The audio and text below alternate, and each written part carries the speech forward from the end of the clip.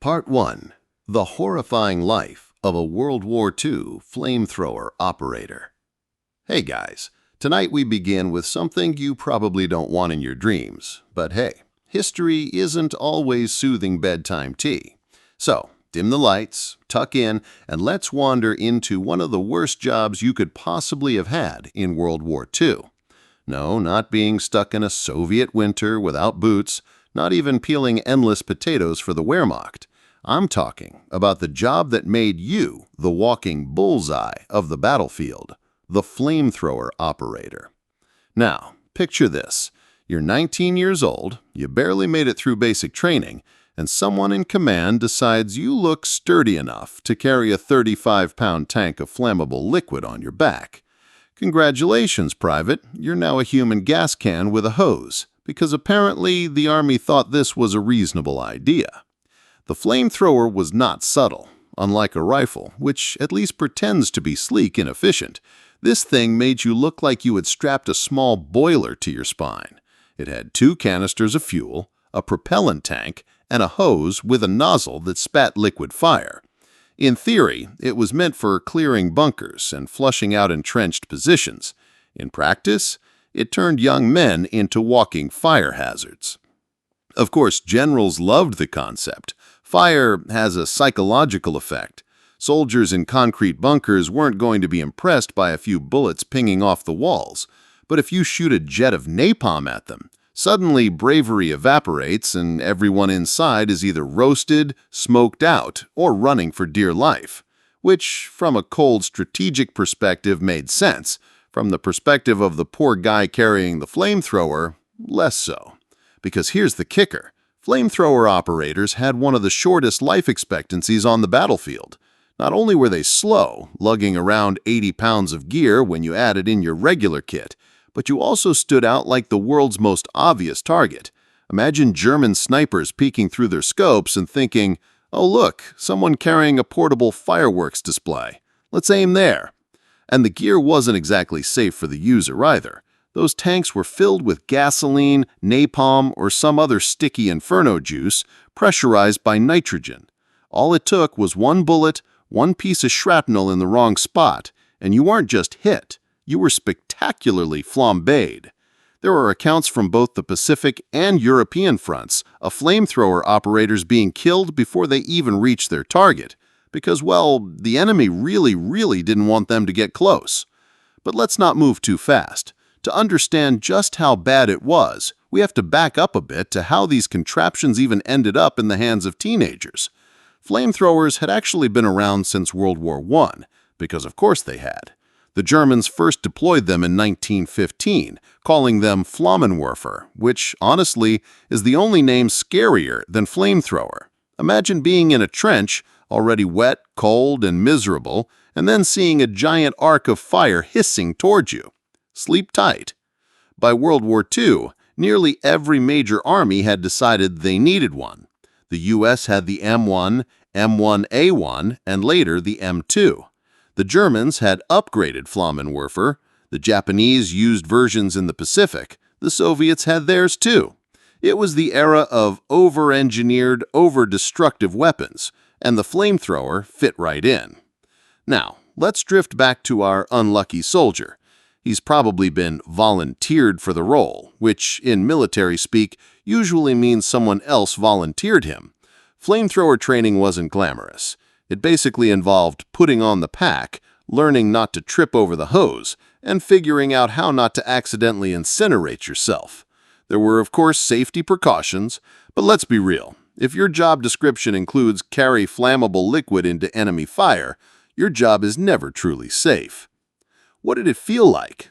Well, veterans described the weight as brutal. The flamethrower itself was around 35 pounds, but once you added fuel, you were basically carrying a medium-sized person piggyback into combat. And remember, this wasn't in a nice flat gym environment. This was across mud, jungle, rubble, sand, snow, all while people were actively trying to shoot you. Comfort was not a factor. And the heat. The tank pressed against your back, the propellant working, the nozzles prone to leaks. Some soldiers said you could feel the warmth seeping through. which is not exactly the cozy campfire vibe you want when under fire. But perhaps the worst part was psychological. Everyone knew what you carried. Enemies hated you. Allies pitied you. You weren't just a soldier. You were a symbol of terror, which meant the opposition would do literally anything to eliminate you first. There were stories of German units shouting orders specifically targeting the one with the fire. Snipers were trained to pick you off instantly, and if you fell, it wasn't pretty.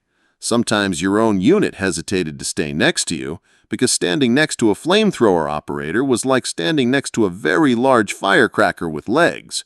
And let's talk about actually using the thing. Firing it wasn't glamorous. The effective range of World War II flamethrowers was only about 20 to 40 yards, depending on the model. That meant you had to get uncomfortably close to the bunker or foxhole you were supposed to neutralize. It wasn't some long-distance video game weapon. You had to walk right up to the hornet's nest with a can of gasoline strapped to your back. The nozzle was controlled by a trigger that ignited the fuel with a small pilot flame or electric spark. When you squeezed, a thick jet of flaming liquid whooshed out, sticking to whatever it hit. Wooden structures, trenches, human beings, it didn't discriminate. The smell, veterans said, was unforgettable. Burning fuel mixed with the sound of crackling and screams. Soldiers often described feeling sick afterwards, even if they technically succeeded. But hey, let's pause here, because maybe you're wondering, did anyone actually want to be a flamethrower operator? The answer is, kind of. Some soldiers volunteered because it meant extra rations, better pay, or simply because they thought it sounded cool. And for a certain kind of personality, the idea of wielding fire like a medieval dragon had an appeal, until the first time you actually used it and realized you'd just set human beings on fire at close range. Many flamethrower veterans later admitted it haunted them for decades. Not exactly the kind of war story you brag about at reunions. And let's also not forget that the flamethrower was clunky. The fuel tanks ran out fast, usually less than 10 seconds of continuous fire. Imagine hauling 80 pounds of gear for hours, only to have a weapon that could only spit fire for the length of a sneeze, and then you had to go back for more fuel. Efficiency was not its strong suit. So why keep using them? Simple. They were terrifyingly effective. Against pillboxes, bunkers, and caves, the flamethrower did what grenades and bullets couldn't. It cleared positions quickly. Enemies would often surrender immediately rather than face the flames. In places like Iwo Jima and Okinawa, U.S. Marines used them extensively to flush Japanese defenders from the endless cave systems. Soldiers described the caves as echo chambers of horror. One burst of flame, then silence. The psychological weight on both sides was enormous. Now remember how we said flamethrower operators had short lifespans? This was so well known that in some units, carrying one was almost seen as a death sentence. And yet, some soldiers managed to survive entire campaigns with them. They learned tricks, staying low, moving unpredictably, waiting for covering fire before charging. Some even had their buddies paint over the shiny metal of the techs to reduce glare and make them slightly less obvious targets. Not that it helped much. And the enemy got, well, creative. Japanese defenders in particular would focus entire machine gun nests on flamethrowers. German snipers kept their eyes peeled for them, and occasionally the horror reversed. Captured flamethrowers could be turned back against the attackers. Imagine being burned by your own side's invention. By the end of the war, the reputation of flamethrowers was so grim that many veterans didn't like to even mention their role. It was a weapon of fear, destruction, and stigma. After World War II, militaries kept them around for a while, Korea, Vietnam, but eventually retired them, partly because of international pressure, partly because they were just too horrific, and partly because technology had moved on to weapons that were more efficient without turning soldiers into human torches. So, let's take a moment to appreciate, if that's even the right word, the horrifying daily reality of a World War II flamethrower operator. You carried the heaviest load, had the shortest odds, and wielded the most psychologically devastating weapon of the era. Your reward? The lifelong knowledge that everyone, friend and foe alike, either pitied you, feared you, or tried to kill you first. And with that cozy bedtime image, let's float onward to another tale of soldiers, bad decisions, and historical misery, because history is nothing if not endlessly inventive in making people suffer. Part 2. Caves, Bunkers, and the Men Who Carried Fire. So let's float over to the Pacific, because if you want to picture the worst possible environment for carrying 80 pounds of gasoline, think jungle, think volcanic rock, and think cave systems designed to trap you. That's basically the battlefields of Iwo Jima and Okinawa. The Japanese military dug themselves into hillsides like stubborn termites, thousands of interconnected caves, pillboxes, and tunnels. The Americans would drop bombs, shell them for days, and yet, when the Marines advanced, out popped more defenders, seemingly unbothered. Grenades bounced off walls, bullets disappeared into the dark. It was like trying to fight ghosts with rocks. Enter the flamethrower. Not exactly subtle, but very effective. U.S. Marines lugged the M2 flamethrower into these caves. It was hot, heavy, and miserable, but when you sprayed a burst into a tunnel, the flame sucked out all the oxygen and left silence. Cave neutralized. The downside? You had to get right up to the entrance, basically announcing to every Japanese defender, "Hello, I've brought the scariest weapon imaginable. Please aim all your bullets at me." One operator remembered that feeling, approaching a black cave mouth with the flame unit hissing on his back. He said it was like walking toward an oven that might suddenly open. You never knew if there were 2 soldiers inside or 20 waiting with machine guns. Sometimes he fired a burst and nothing happened. Other times, the entire hillside seemed to ignite. And sometimes the defenders ran out screaming, on fire. Those images haunted men long after the war. The psychological impact cut both ways. For the Americans, the horror was in using it. For the Japanese, the horror was in facing it. Flamethrowers became so feared that defenders often panicked the moment they saw one. Some tried desperate charges just to stop the operator before he got close. For the Marines, this was a blessing and a curse. Yes, the weapon worked, but it also meant every cave was a life-or-death duel before the flame even touched the trigger. Meanwhile, in Europe, flamethrowers had their own nightmarish assignments. German Flammenwerfer operators were used heavily in urban battles, particularly on the Eastern Front. Soviet cities turned into mazes of rubble, perfect for ambushes. Clearing a building with a rifle was dangerous enough. Clearing it with a flamethrower? That meant stepping into doorways, aiming at stairwells, and praying no one shot the tank on your back. There's a grim irony here. German operators were often trained more thoroughly than their Allied counterparts. They practiced with dummy fuel, they drilled safety steps, they even had designated protective squads to cover them. And yet, the same fate awaited them. As soon as the Soviets saw that curved nozzle, every bullet in the area was directed their way. Survival wasn't about training, it was about luck. Now, let's pause to appreciate just how impractical these weapons could be. They jammed, they leaked, they ran out of fuel in seconds, and reloading wasn't like popping in a new magazine. You had to lug new canisters forward under fire, swap them out, and then continue. Some soldiers called them single-use suicide weapons, not because they always exploded, but because once you fired, the enemy knew exactly who you were and what to do about it. And yet, some men became legends with them. One Marine, Herschel Woody Williams, earned the Medal of Honor at Iwo Jima for taking out multiple pillboxes with his flamethrower, advancing alone when his unit was pinned down. He ran back and forth for hours, refueling, burning out cave after cave. By all logic, he should have been killed within minutes. Instead, he lived to tell the story, and later admitted he never understood how. He said the memories of what he had done with the weapon weighed on him more than the metal ever did. Let's drift over to another front, Italy, 1944. A U.S. soldier named Charles, barely 20, carried the flamethrower through the rubble of Monte Cassino. He remembered how the flames would reflect off broken stone walls at night, making everything glow orange. His squad called him Torch. Not exactly reassuring.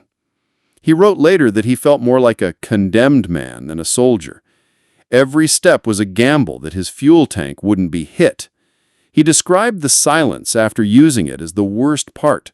The battle noise would vanish, the cave or room would go dark, and all you'd hear was your own breathing, muffled by the mask.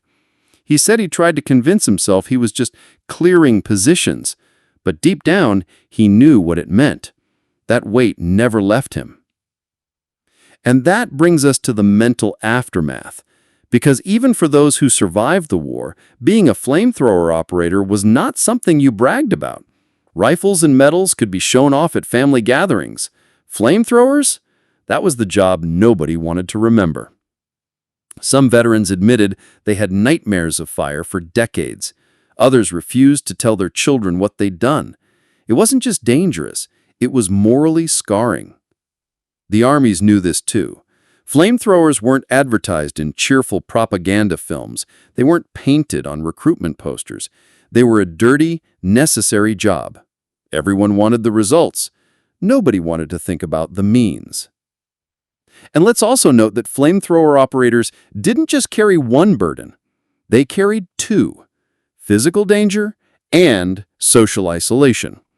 Many squads quietly kept their distance, not out of cruelty, but practicality. Standing too close to the guy with gasoline on his back made you nervous. If he went up, you'd go up with him. Operators noticed. They knew their comrades cared, but they also knew they were radioactive, so to speak. They were necessary, but untouchable. There are accounts of men jokingly calling flamethrower operators suicide boys. Gallows humor was a survival tool, but underneath, everyone knew it wasn't really a joke.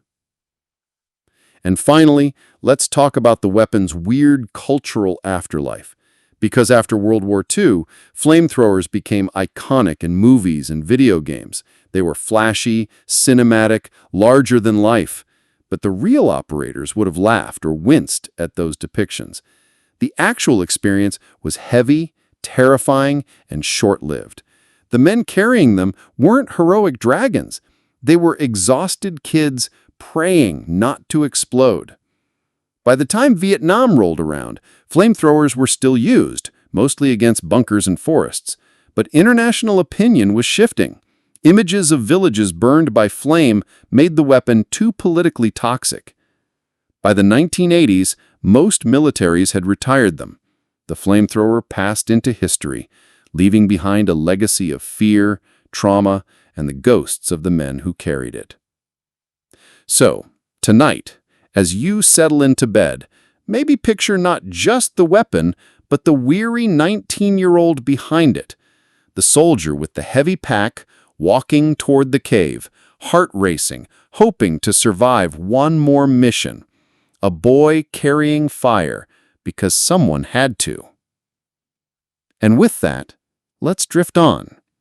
Next, we'll wander into the stories of the Eastern Front, where Soviet and German flamethrowers met in battles so chaotic they made even seasoned veterans question reality.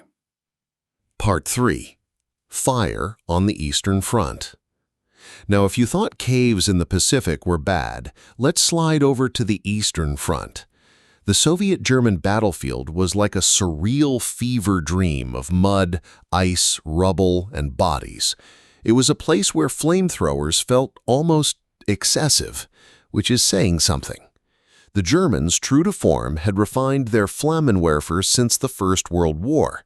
They had compact versions, man-portable ones, and even vehicle-mounted flame tanks like the Flampanzer, because apparently nothing says subtle like strapping a giant blowtorch to a panzer. The Soviets, never to be outdone in the let's make this terrifying department, rolled out their own flame weapons. Portable units, sure, but also entire armored flamethrower tanks, the OT-34 series. A regular T-34 was already frightening, one that could spit sheets of fire across trenches. That was pure nightmare fuel. But let's not romanticize this. The poor souls carrying handheld flamethrowers in the ruins of Stalingrad weren't striding through battle like action movie heroes. They were stumbling through rubble with 80 pounds on their backs, knowing that any random sniper could turn them into a human bonfire. The city was all close quarters, stairwells, basements, shattered factories. Exactly the kind of environment where a flamethrower could work if you lived long enough to use it. German Flammenwerfer operators described going house to house, torching entire rooms because they couldn't see who was inside. The Soviets responded with equal brutality, dragging their own flamethrowers through sewers to ambush the Germans from below. Imagine fighting in a burned-out tractor factory while jets of flame shot up through the floorboards. Sleep well with that picture. The Eastern Front was also where flame weapons were massed at a scale the Pacific never saw. Soviet doctrine sometimes called for flame battalions. Yes, entire units whose job was to carry fire into battle, which sounds impressive until you realize that meant dozens of kids with gasoline tanks marching into machine gun fire. Casualties were staggering. But when it worked, it worked.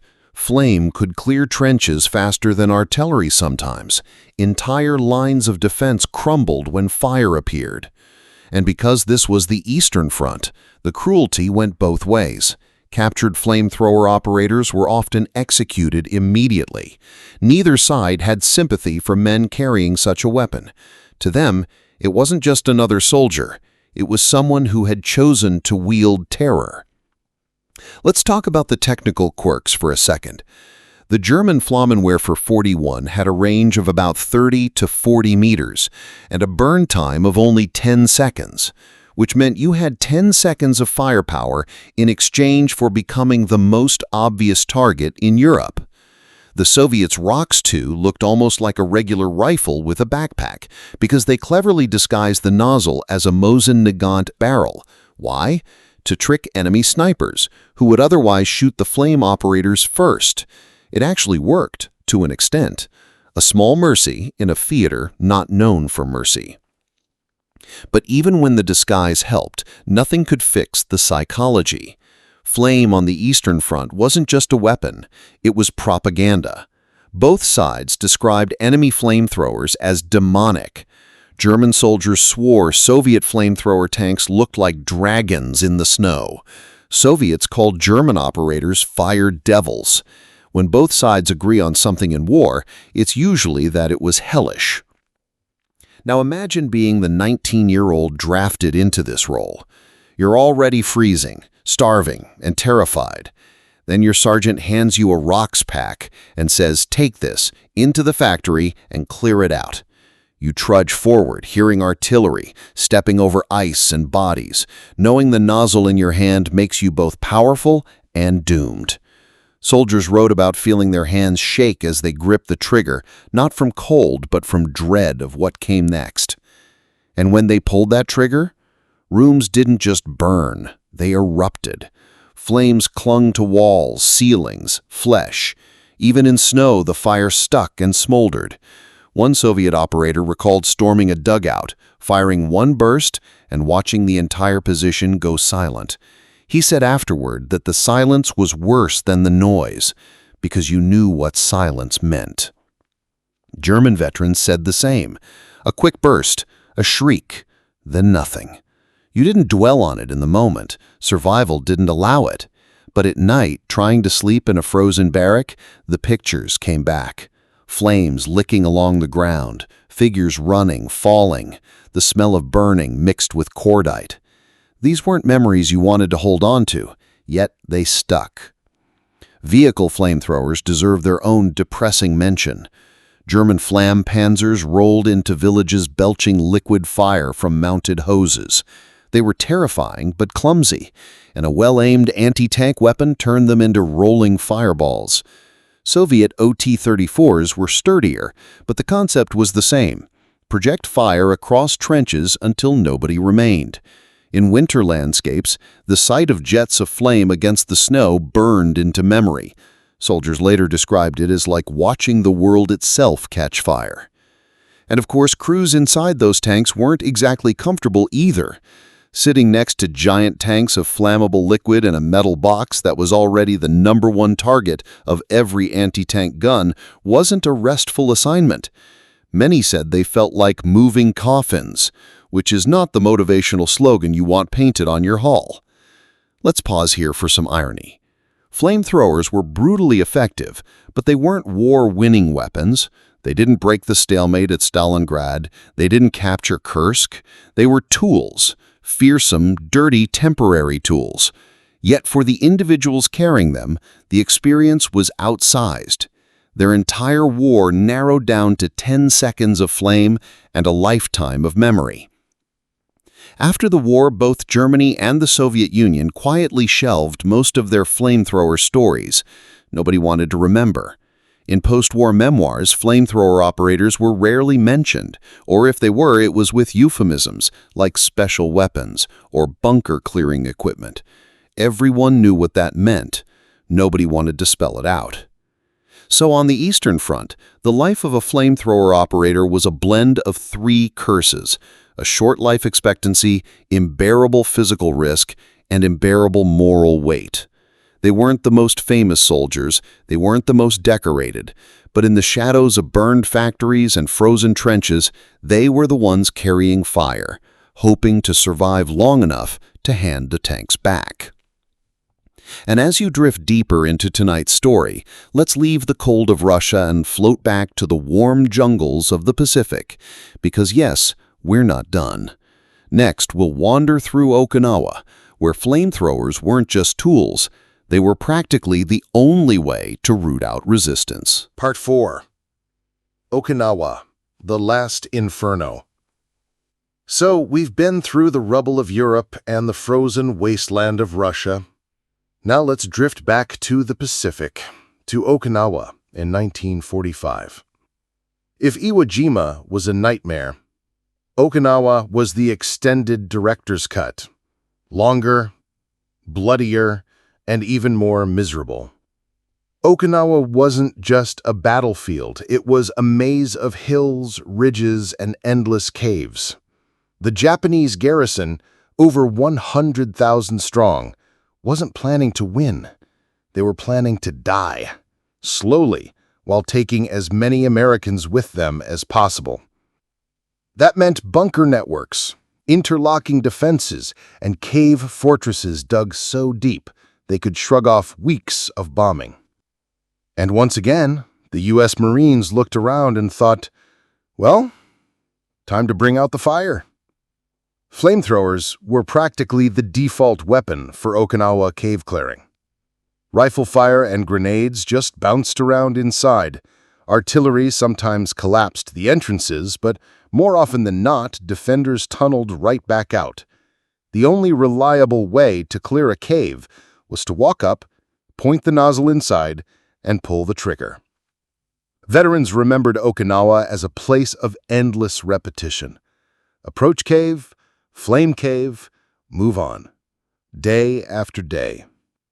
The smell of burning mixed with wet jungle air. The operators grew used to the hissing sound of the igniter, the brief roar of flame, the silence that followed. Some said they stopped thinking about it altogether. It became mechanical, a drill. Others admitted they thought about it too much, and that was worse.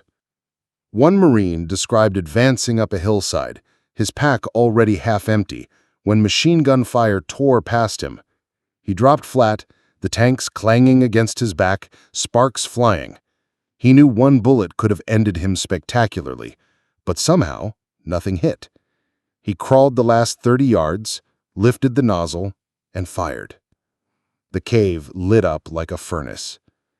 He survived that day, but later admitted he shook for hours afterward, not from fear of the enemy, but from the knowledge of what could have happened to him. Another recalled that the hardest part wasn't even using the flamethrower. It was walking back for more fuel. The tanks ran dry in seconds. That meant constant trips to resupply under fire, hauling more napalm forward, strapping it on, and doing it all again. It was exhausting, and in Okinawa's heat and rain, it was misery layered on misery. And Okinawa wasn't just about handheld units. The Americans rolled out Sherman tanks modified with flamethrowers nicknamed Ronsons, from the cigarette lighter slogan, "Lights every time." These tanks drove up to caves and poured streams of fire across entire ridgelines. Infantry cheered them on not because they loved the weapon, but because it meant one less cave they had to approach on foot. The tanks were devastating. Survivors described watching whole cave systems belch smoke as flames sucked out the oxygen. Japanese defenders sometimes charged the tanks in desperation, preferring death in the open to suffocating inside. Others hid deeper and died unseen. For the operators inside the tanks, it was surreal. They pulled a lever, flame shot out, and the hillside itself seemed to scream. The psychological effect was once again immense. American soldiers sometimes said they felt safer when a flamethrower tank was nearby because it could handle the worst positions. But they also admitted the sight disturbed them. Fire spread uncontrollably. It lit brush, corpses, even the ground. Watching a hillside burn was both comforting and horrifying. Comfort that the enemy was gone, horror at how it happened. And for the Japanese defenders, the fear was even worse. Letters later recovered from caves mentioned the fire weapon more than almost any other. Soldiers described hiding from it, dreading it, praying not to see the nozzle pointed in their direction. Flamethrowers became the symbol of American inevitability. Once fire arrived, resistance was pointless. But let's not forget the toll on the men carrying them. Okinawa lasted almost 3 months. That's 3 months of being a walking target, 3 months of carrying 80 pounds in humidity and rain, 3 months of knowing every cave meant another gamble with death. By the end, many flamethrower operators were skeletal from exhaustion. Some never spoke of their experiences again. Others downplayed it, saying they were just cave clearers. The understatement is almost painful. There's a story of one operator who returned home and never touched a fireplace again. He said even the crackle of wood brought back Okinawa. Another refused to ride in cars for years, afraid of sitting next to anything that might catch fire. These weren't glamorous veterans' tales. These were scars. By the final weeks of Okinawa, flamethrowers were everywhere. They cleared caves, trenches, pillboxes. They became so routine that Marines joked grimly about barbecuing. But behind the humor was fatigue. By June 1945, when the island was finally declared secured, most flamethrower operators were shadows of themselves. Some had survived dozens of missions. Some had medals. But all carried memories nobody wanted. And then came the even darker realization. Okinawa wasn't supposed to be the end. The U.S. was preparing to invade the Japanese home islands. Operation Downfall would have been the largest amphibious invasion in history, and flamethrowers were scheduled to play a central role. Thousands more young men would have been turned into human torches in the process. Only the atomic bombings of Hiroshima and Nagasaki and Japan's surrender spared them from that fate. In a grim twist, the horror of one weapon erased the need for another. Flamethrowers were left in warehouses, waiting for a war that never came. After the war, Okinawa left a strange legacy. Veterans rarely spoke of it. Flamethrowers weren't celebrated in history books. They didn't fit the clean narrative of good versus evil. They were too messy, too disturbing. And yet, among those who were there, everyone remembered them. Ask any Marine from Okinawa about the toughest job, and many would point to the kid with the tanks on his back. So, as we close out Okinawa in our sleepy wander, think of that. A weapon so feared, so destructive, and so miserable to carry, that even in victory, it was quietly set aside. The war ended, the packs were stored away, and the 19-year-olds who carried them tried, somehow, to move on. And now, let's drift to our final stop in this journey. Not on the battlefield, but in the decades after. Because the story of flamethrower operators doesn't end in 1945. It lingers in Korea, in Vietnam, and most of all, in the memories of the men who survived. Part 5. After the war, Korea, Vietnam, and the Long Shadow. So, you'd think after 1945, the world might have looked at flamethrowers and said, yeah, maybe let's not. But of course not. Because armies rarely give up a weapon that works, no matter how gruesome. So into the next wars they went. The Korean War. By the time Korea rolled around in 1950, the U.S. military had the M2 flamethrower standardized. Slightly better range, same basic concept. Young soldiers trudging through mountains and frozen rice paddies with 80 pounds of fuel on their backs. Different landscape, same misery. Korea's terrain was brutal. Hills, bunkers, trenches. Flamethrowers were used again to clear dugouts, to flush out machine gun nests, to terrify the enemy into retreat.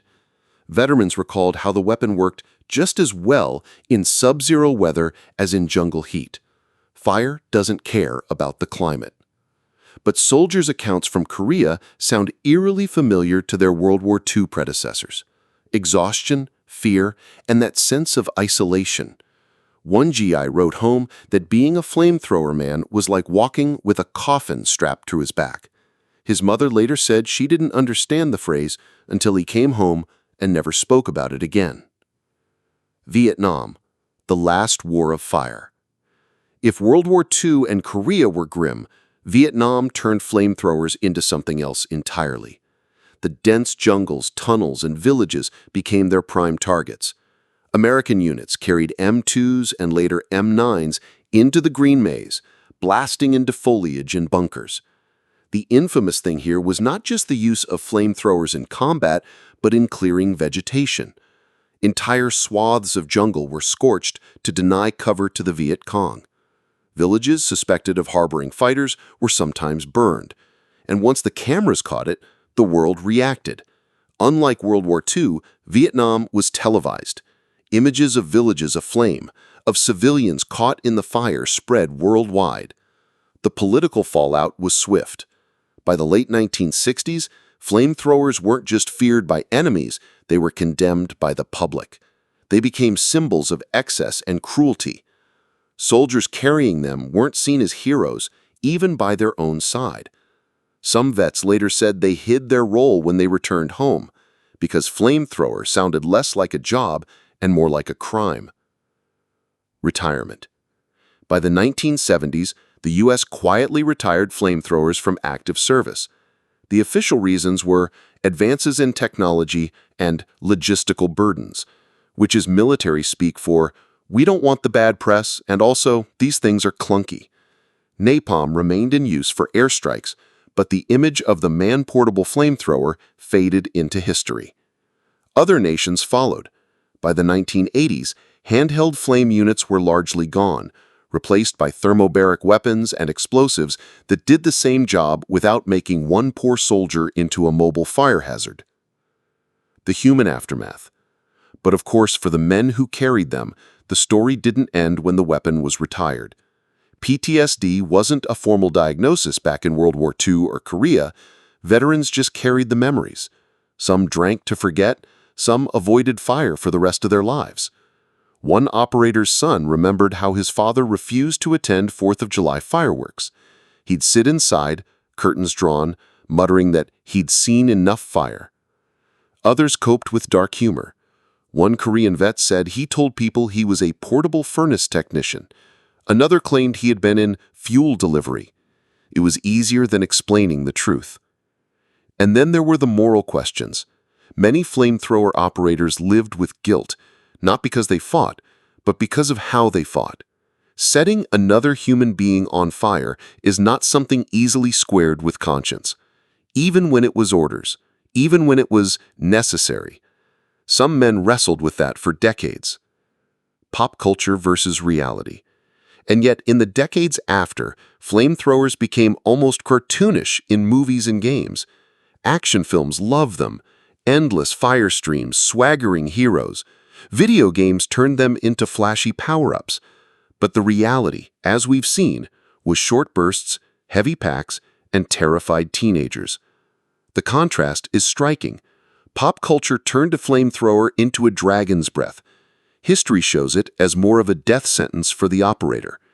If any surviving veterans saw those movies, you can imagine the hollow chuckle. They knew better. A strange legacy. So here's where we end up. The flamethrower was one of the most terrifying weapons of the 20th century, but also one of the most short-lived. It burned brightly, if you'll pardon the phrase, for about 50 years and then vanished.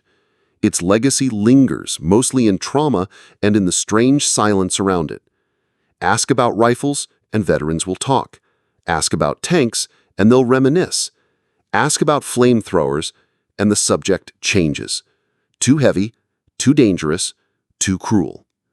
So tonight, as you sink deeper into the quiet, picture not the fire itself, but the boy behind it.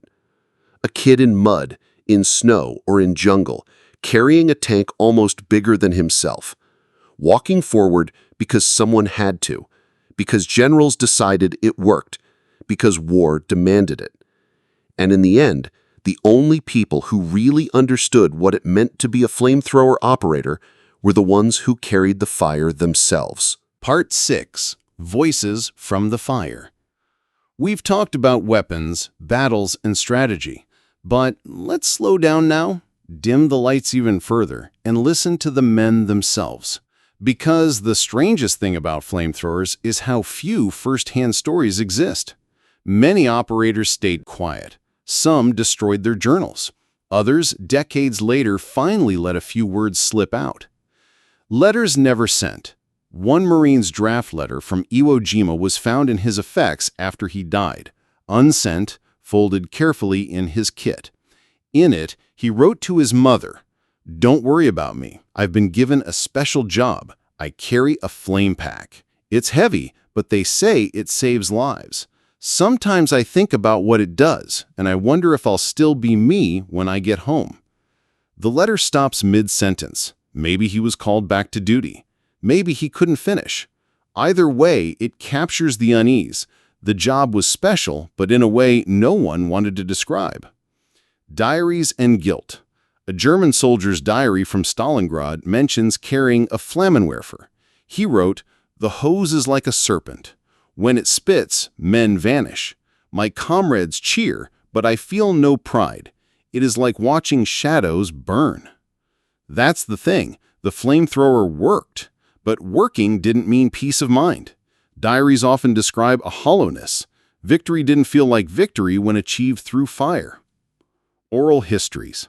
In the 1980s, some veterans finally shared their memories in oral history projects. One American flamethrower operator from Okinawa said, "I only pulled the trigger a few times. That was enough. Every time I close my eyes, I see it again. My buddies said I saved their lives, but I never felt like a hero, just a man with too much to carry." Another from Korea joked grimly, "They called me Hotfoot. I guess it was funny at the time. Not so funny when you wake up sweating 40 years later." Avoidance. Many families didn't even know. Children of veterans sometimes discovered their father's role only after finding a dusty medal or photograph. One man recalled, "I asked Dad if he carried a flamethrower because someone at the VFW told me. He just said, 'Don't ask me that again.' So I didn't." The silence was its own testimony. Some burdens are too heavy to put into words. Humor as shield. Of course, soldiers being soldiers, some wrapped it in humor. A U.S. vet told an interviewer, I wasn't a flamethrower operator. I was the Army's first mobile barbecue service. He chuckled, then fell quiet. The joke worked, but only for a second. Beneath it was something darker. And perhaps the saddest voices are the ones recorded in hospitals years later. Veterans treated for PTSD in the 1970s often circled back to fire in their nightmares. Not gunfire, not bombs. Fire. One counselor noted how many of his patients were former flamethrower men. He wrote that they often described a lingering sense of contamination, as if they had carried the fire inside ever since. And that's why, when we talk about flamethrowers, the record feels incomplete. Not because the battles weren't documented, they were, but because the men didn't talk. Their silence shaped the way we remember. Flamethrowers became legends in movies, but blanks in personal history. It's a reminder that history isn't just about weapons or dates. It's about voices. And sometimes the voices are missing because the memories were unbearable. So, as you close your eyes tonight, drifting away, remember that behind the terrifying image of the flamethrower was always a young man, often barely out of school, asked to carry fire into the darkest places. They didn't brag, they didn't boast, most just wanted to forget. And in that silence, perhaps lies the truest history of all. Part 7. The Long Night of Memory. So here we are. We've wandered through jungles, cities, frozen steppes, and coral ridges. We've carried tanks of fuel, ducked sniper fire, and pulled the trigger on one of the strangest, most terrifying weapons in history. And now, as we ease into the final stretch of this late-night ramble, let's settle into the quiet space where history usually leaves us, the aftermath. Because in the end, the flamethrower was never really about tactics or engineering. It was about people. And people had to live with what the weapon meant. Forgotten soldiers. In most military histories, flamethrower operators get about half a paragraph. They're mentioned in descriptions of assaults on pillboxes or footnotes about bunker clearing. Flamethrowers were used to neutralize resistance. Full stop. But behind that bland phrase was always someone specific. A farm boy from Iowa, a factory worker from Essen, a miner's son from Ukraine. Men who, through some twist of fate, ended up strapping fuel to their backs and walking toward fire. The irony is that many of them didn't want to be remembered. Silence was their legacy. Some veterans went to their graves without ever telling their families. Others lied, saying they carried rifles or radios instead. For them, memory was a burden, not a badge. Survivors in quiet. For those who lived long enough to see old age, flamethrower operators had complicated relationships with fire. Some couldn't stand to see it again. They refused campfires, fireworks, even candles. Others, oddly enough, found themselves drawn to it, as though trying to make peace. One Marine kept a fireplace burning every night, saying it was better to keep the flame where you can see it. That's the strange thing about trauma. It doesn't follow rules. Some ran from it, some tried to live alongside it. All of them carried it. Historian's dilemma. For historians, flamethrowers are a challenge. Do you write about them clinically? Fuel capacity, ignition methods, tactical efficiency? That risks turning horror into trivia. Or do you write about them emotionally? The screams, the memories, the nightmares. That risks overwhelming the reader, or in this case, the listener. Most settle for avoidance. Flamethrowers are mentioned, but not explored, which is why tonight's long, meandering talk feels unusual. We're lingering where most books skim. We're floating through the silences and the half-told stories. There's also the larger symbolism. Fire has always carried meaning. Ancient myths gave it to gods and tricksters. Medieval kings used it as punishment.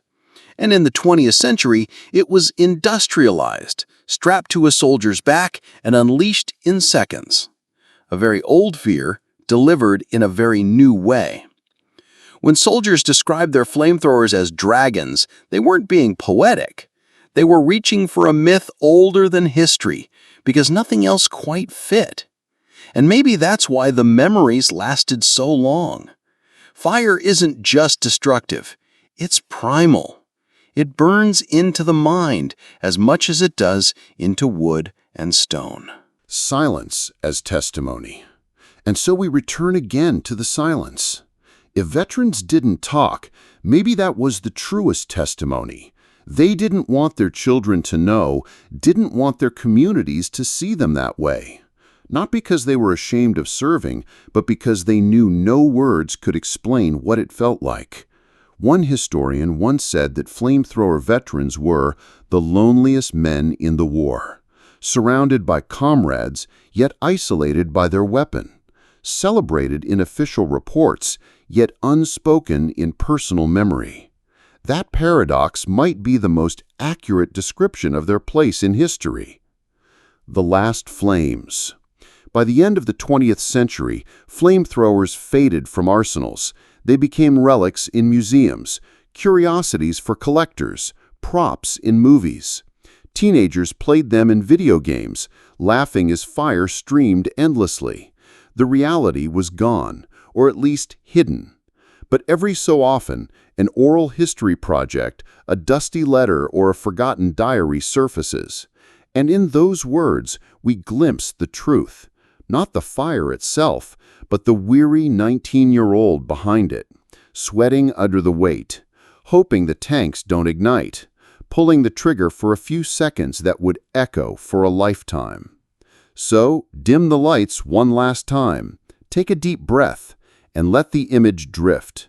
A young soldier, silhouetted against a cave mouth or a ruined building, standing still for a moment before stepping forward, carrying fire. And now, let's let him rest.